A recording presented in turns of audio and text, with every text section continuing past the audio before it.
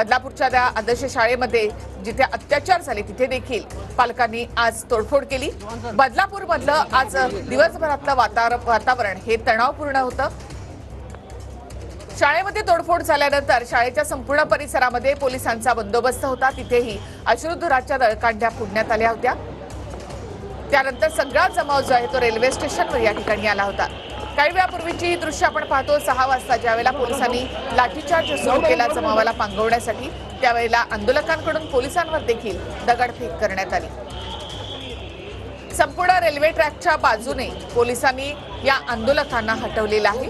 पुन्हा एकदा आंदोलकांनी रेल्वे स्टेशनवर येण्याचा प्रयत्न केला होता, त्यांनाही पोलिसांनी हटवलेलं आहे। आता संपूर्ण बदलापूर स्टेशन आणि बदलापूर स्टेशनच्या बाहेर तिथे आंदोलकांना पोलिसांनी हटवलंय, तसंच काही आंदोलकांना पोलिसांनी ताब्यात देखील घेतलेलं आहे। ही थेट दृश्य आपण पाहतो की रेल्वे स्टेशनवर पुन्हा एकदा येण्याचा प्रयत्न करणाऱ्या आंदोलकांना पोलिसांनी ताब्यात घेतलेलं आहे।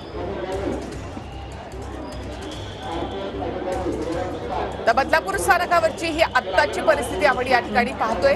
आंदोलनामध्ये सहभागी झालेल्या नागरिकांना पोलिसांकडून आता ताब्यात घेतलं जाते। काही महिला ज्या आंदोलनामध्ये या ठिकाणी होत्या त्यांना देखील ट्रॅकवरून बाहेर काढण्यात आलं आणि स्टेशन परिसर सोडण्यास त्यांना सांगण्यात आलेलं होतं। आता हा संपूर्ण परिसर हा रिकामा झालाय। तसंच रेल्वे ट्रॅकवर येण्याचा प्रयत्न करणाऱ्या आंदोलकांना पोलिसांनी ताब्यात घेतलंय। अखेर 12 तासानंतर हे आंदोलन जे आहे ते पोलिसांनी लाठीचार्ज करत पांगवलेलं आहे। थेट आपण जाऊयात आमचे प्रतिनिधी गिरीश गायकवाड यांच्याकडे। गिरीश, आत्ताची बदलापूर स्टेशन मधली काय स्थिती आहे?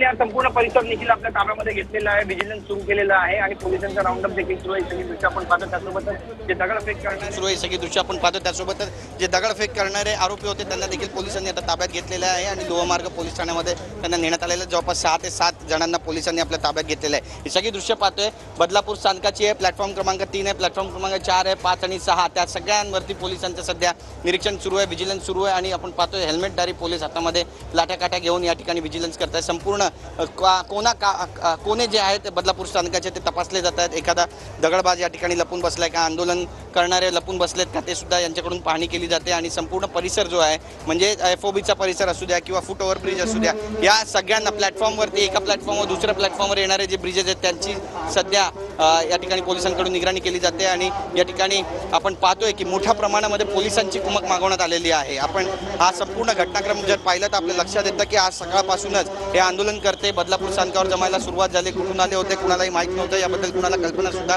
कशी नव्हती, हा सुद्धा तपासाचा भाग आहे। परंतु हे सगळे मोठ्या संख्येने या ठिकाणी जमले, जवळपास 5 ते 10 हजार इतके संख्या त्यांची असल्याचं बोललं जाते आणि ट्रॅकवर त्यांनी प्लॅटफॉर्म क्रमांक 3 आणि 4 हा ट्रॅक जो आहे त्यांनी आपल्या ताब्यामध्ये घेतला आणि यानंतर आपण पाहिलं जो काही घटनाक्रम घडला।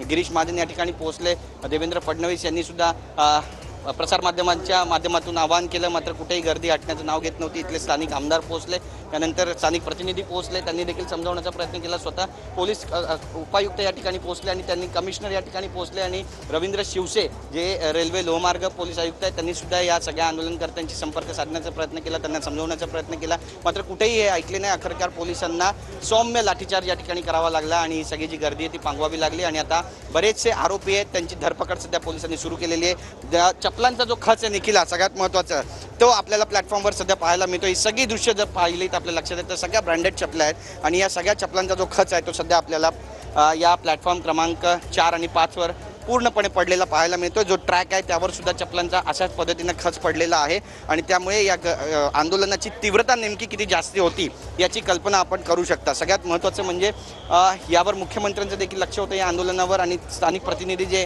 शिवसेनेचे इथले आमदार आहेत ते सुद्धा बालाजी किनीकर या ठिकाणी पोहोचले। त्यांनी देखील फास्ट ट्रॅक कोर्टमध्ये हे सगळं प्रकरण चालू, आरोपींना कठोरातील कठोर शिक्षा देऊ असं आवाहन या नागरिकांना केलं, पण कुठेही नागरिक ऐकायला तयार नव्हते। आपल्या भूमिकेवर ते ठाम होते, काही झालं तरी आरोपीला फाशी झालीच पाहिजे। त्यांचा जो उद्रेक होता तो इतका जास्त होता की तो कंट्रोल करता येत नव्हता, कितीही सांगितलं तरी ते ऐकण्याच्या मनस्थितीत नव्हते। अशा स्वरूपाची परिस्थिती सध्या पोलिसांना या ठिकाणी पाहायला मिळाली आणि अनुभवायला सुद्धा मिळाली आणि बराच वेळ त्यांची समजूत काढण्याची प्रयत्न केली, पण जेव्हा पोलीस हतबल झाले तेव्हा मात्र कुठेतरी त्यांना सौम्य लाठीचार्ज करावा लागला आणि ही सगळी गर्दी पांगवावी लागली. कारण बऱ्याचशा ट्रेन आहेत ज्या पुण्याच्या दिशेनं मुंबईच्या दिशेला येणार आहेत आणि खोपोली स्थानकामध्ये थांबल्याची माहिती आहे. त्या सगळ्या ट्रेन आता मुंबईच्या दिशेनं सुटायच्या आहेत. त्यांचा देखील खोळंबा झाला आहे. एक अहवाल रेल्वे आयुक्तांकडून आता केंद्रीय रेल्वे ला पाठवला जाईल, केंद्रीय रेल्वे आयुक्तांना पाठवलं जाईल आणि त्या ठिकाणी त्यांना सांगितलं जाईल की परिस्थिती आमच्या कंट्रोलमध्ये आहे. ही संपूर्ण जी गर्दी आहे ती आम्ही ट्रॅक करून काढलेली आहे आणि ट्रॅक क्लिअर झालेले आहेत. त्यामुळे आता रेल्वे धावायला कुठलीही अडचण नाही आहे.